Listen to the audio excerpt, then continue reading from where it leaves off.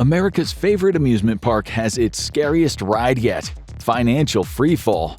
Six Flags was the go-to summer escape, offering thrills, laughter, and record-breaking coasters. At its height, the company seemed unstoppable, expanding quickly and rivaling the biggest names in entertainment.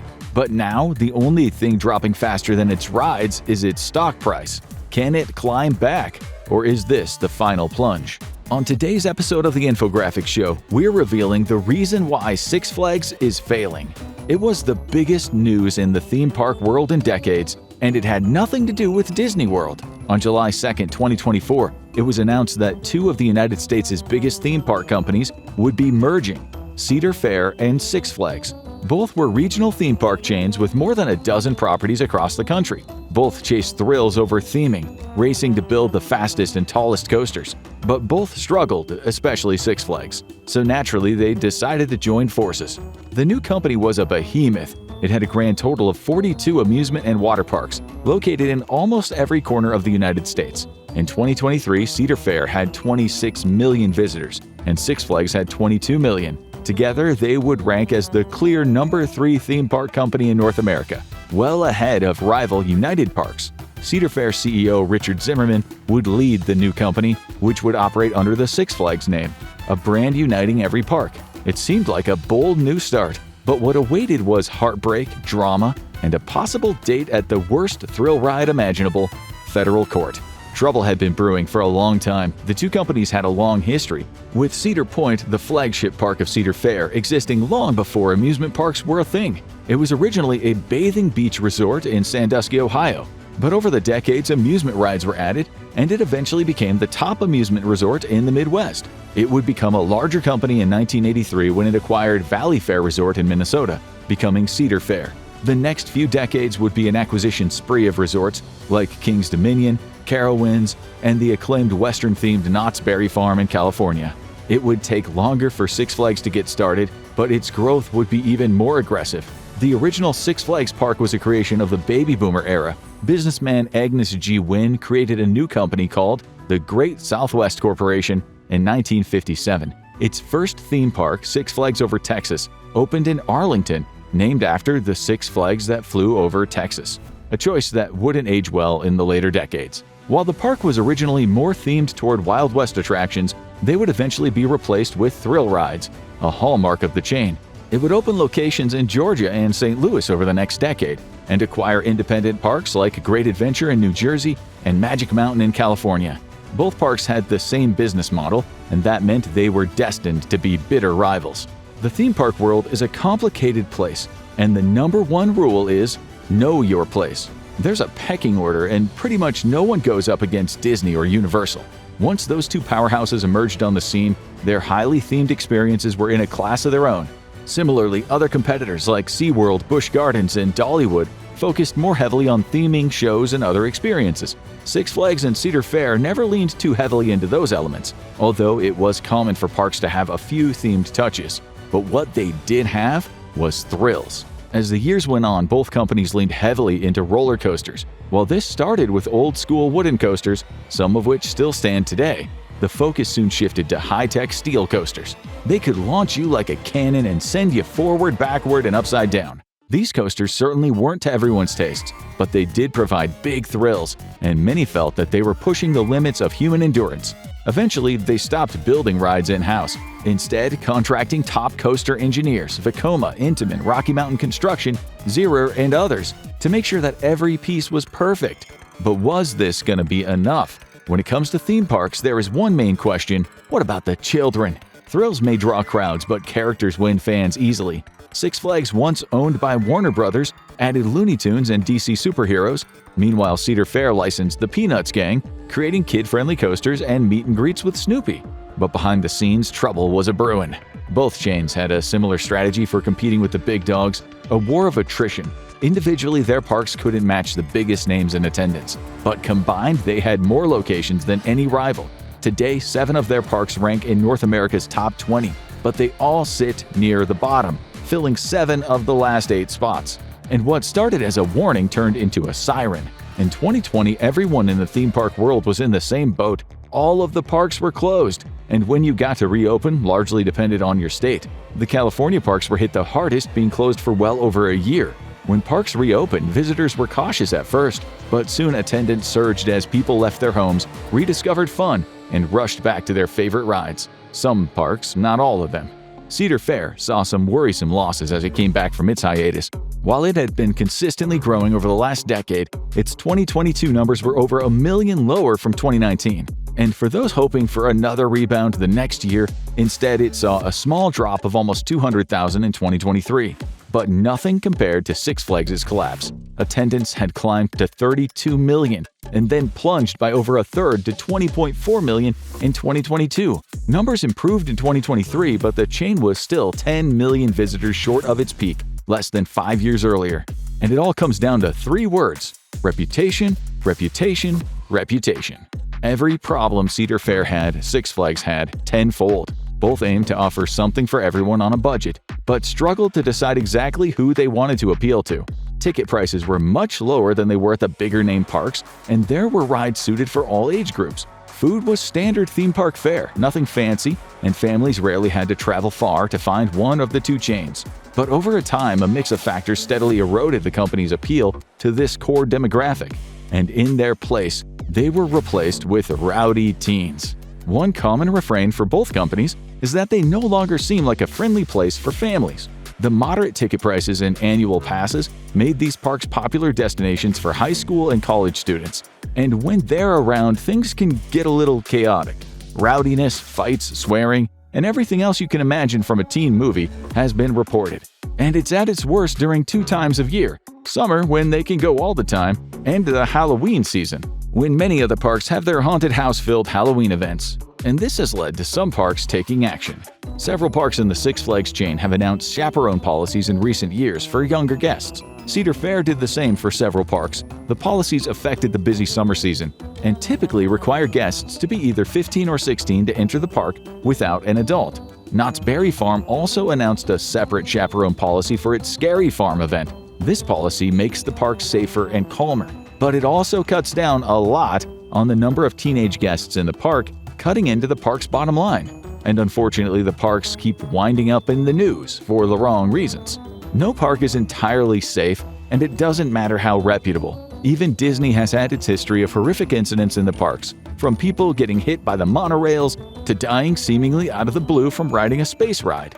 In most of these cases, the company is found blameless, and if the incidents are few and far enough between, it'll fade from the news. But Cedar Fair and Six Flags had a history of ugly incidents that did permanent damage to the company's reputations and sent some shockwaves through the entire industry. Many of the incidents aren't the park's fault completely.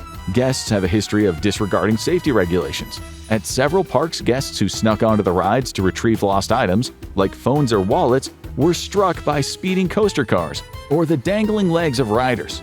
The trespasser was usually killed instantly, and in some cases, riders suffered severe leg injuries.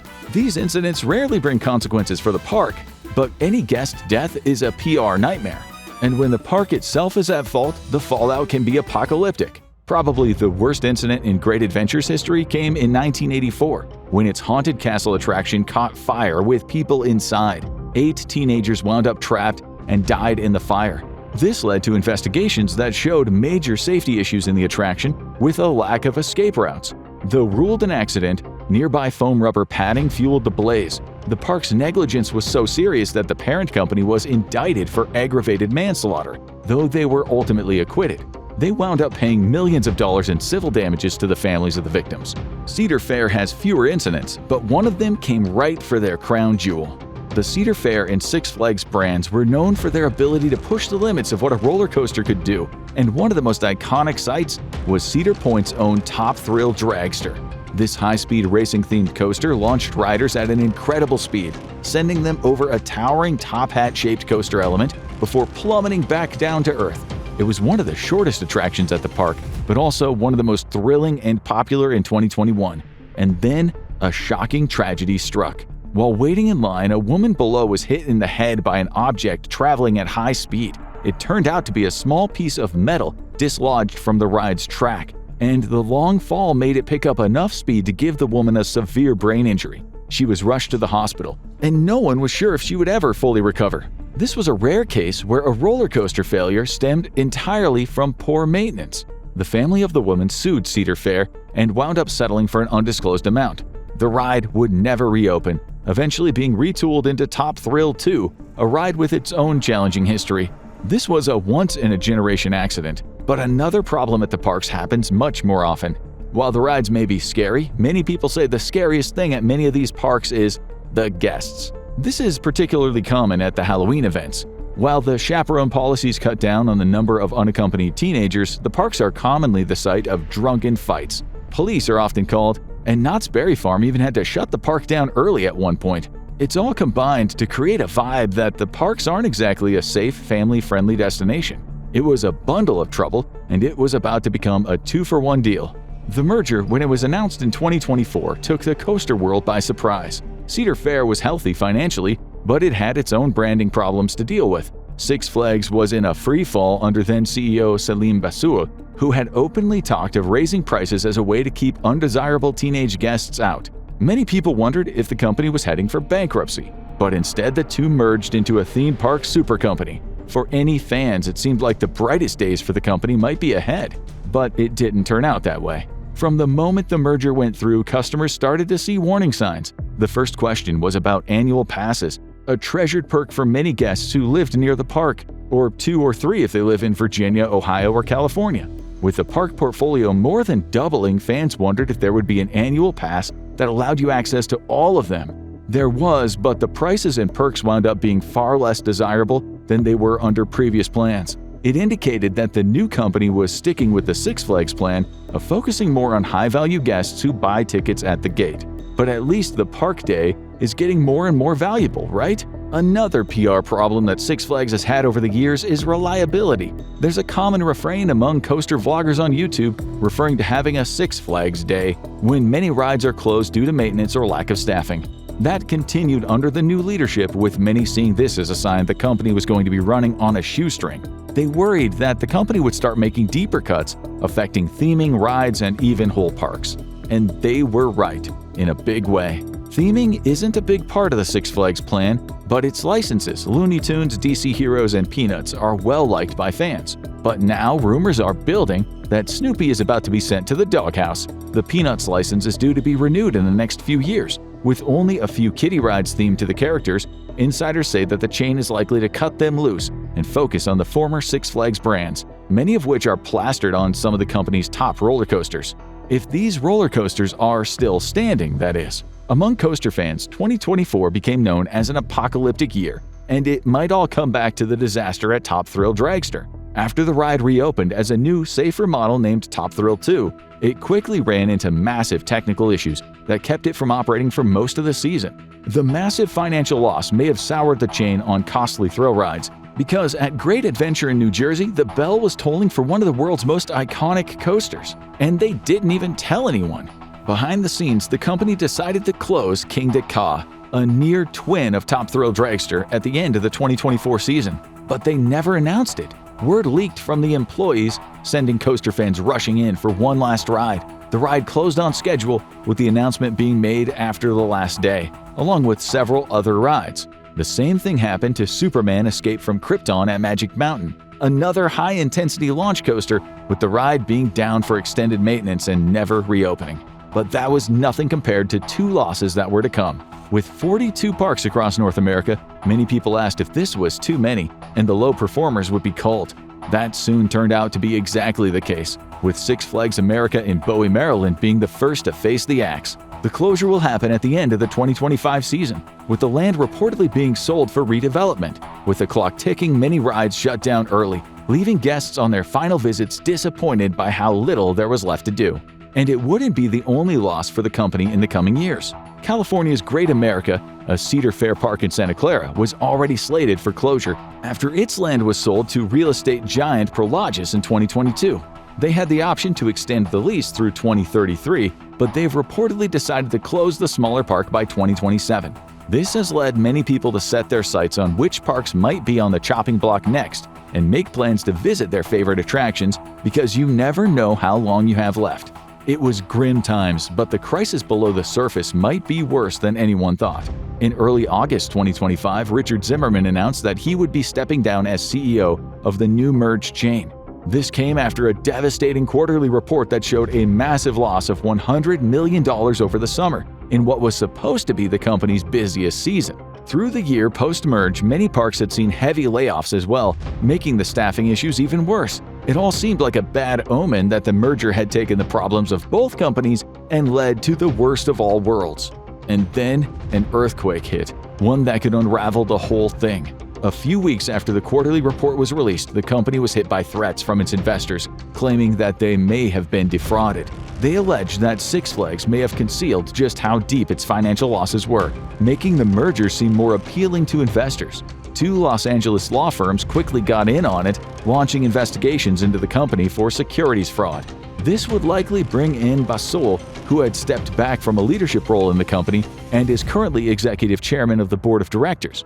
If it's found that there was any concealment of nasty financial truths, the company's troubles could snowball and its stock dip could become a freefall, which means the company's future could look very different. When you have this many parks, not all amusements are created equal. There are some parks that are likely to stay open and stay part of the company's portfolio no matter what, including the top performers and historic ones. But many of the others, in the event of a company bankruptcy, could be sold off. Some parks could be snapped up by chains like United Parks or the newly expanded Hershey Family Entertainment. But others might fall to real estate firms with no interest in rides, meaning bulldozers could soon follow. And theme park fans wonder if there's any end to this drop tower of a corporate ride. If you ask the fans, Six Flags could take some lessons from its competitors, as well as some of its own parks. Many fans say the various parks feel a little too similar, and they could do with more theming and more standout rides. Fans point to touches like Knott's Berry Farm's Wild West theme, its all-you-can-eat chicken restaurant, and well-themed train and flume rides, or Six Flags Over Georgia's Monster Mansion, a Disney-style dark ride of a monster southern ball. And they argue that the parks need more of that.